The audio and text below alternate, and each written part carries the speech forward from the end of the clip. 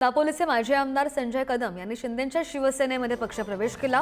विधानसभा निवडणुकीमध्ये संजय कदम यांनी योगेश कदमांविरोधात निवडणूक लढवलेली होती। दरम्यान संभाजीनगरचे माजी आमदार भाऊसाहेब पाटील चिटगावकर यांच्यासह मुंबईमधील 3 माजी नगरसेवक आणि शेकडो कार्यकर्त्यांनी आज शिवसेनेमध्ये प्रवेश केला।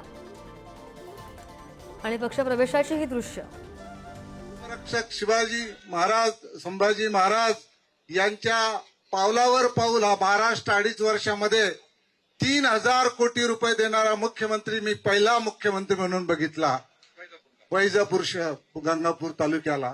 आणि इथेही पुढे सुद्धा आम्ही काही आपल्याकडे स्वतः करता मागणार नाही, परंतु वैजापूर गंगापूर मतदारसंघातील विविध राहिलेले प्रश्न आपण मार्गी लावावेत हीच आपल्याला नम्र विनंती करतो। थांबतो। जय हरी।